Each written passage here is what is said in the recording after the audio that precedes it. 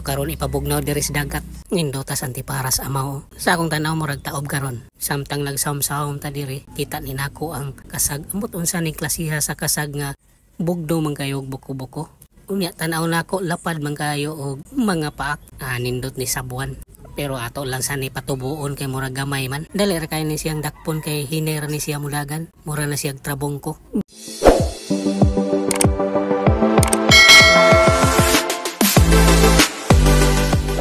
Mao ning gitawag nga batikon ug atay sa manok mga kasimod. Ahobsan ni nato diri sa kaha nga init. Dayon natong tabunan. Paglabay sa pipila kami nito aton dayon nagiukab diri. Ug sa tanaw nako ni gawas namang iyang mantika, gibutangan dayon ni nato og dinugmok nga tamatis. Mas nindot gining green nga tamatis mo yato ibutang mga kasimod. Natong igisa diri sa pinakupsan nga atay og batikon sa manok. Og isunod nato ning red onion diri sa nagbukal nga mantika. Og isunod nato ning ahos nga dinukdok. Murag kompleto na nangalesbo na ang kahumot. Timpag na pong ang bahaw na to ani. Nindot ning pagkalutoa kay walay gastos mantika. Mantika rani sa atay og batikon sa manok nga pinakupsan. Og isunod na pod ni nato ang hiniwa nga sili espada. Dili lang sa tamag butang karon og siling halang kay mukaon ra baning akong mga sakop diri. Mao ginang ilang paborito nga sudan kaning atay og batikon sa manok kay wala daw bukog. Mao ning ilang ampay nga sudan. Kining pinahubas nga atay og batikon sa manok. Samtang nalingaw ta diri og ukay ato ni butangan og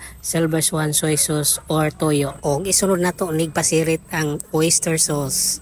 Kumbati na ni. Labi na gyud og saboran og magi magic syrup. Samot kalami. Dayon atong ukay-ukayon gamit ning luwag nga murag bogsay. Tarong ha. Ay sos ay nag-react diha. Andama na tong bahaw dito kay habhabo na rin nato karon. Pag human natong ukay ato sa nipaanokan og mga 30 minutes. Og nidalikyat kog liili des gawas hayag mga day kayo ang buwan. Ug normal karon ang kahimtang sa panahon.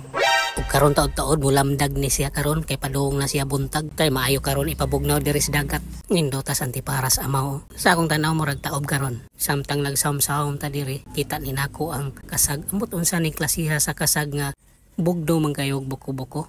Unya tanaw nako lapad man kayo og mga paak. Nindot ni sabuan. Pero ato lang sa ni patubuon kay murag gamay man. Dali ra kay ni siyang dakpon kay hinera ni siya mulagan. Mura na siyang trabongko. Balik na ta diri sa atong gipanawkan nga atay og batikon. Murag luto na siya. Kuhaan ni natog usa ka hiwa kay ato ng tilawan. Kung sakto na ba kani sa timpla. Kining atong linuto karon nga atay og batikon. Lami kayo. Nya kumbati na na.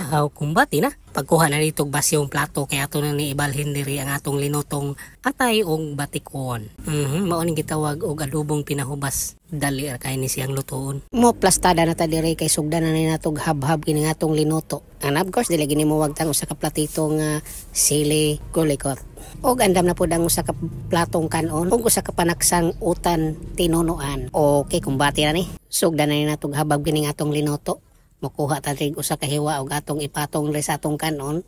Unya kuha na pud tag usa ka lusok ring sili.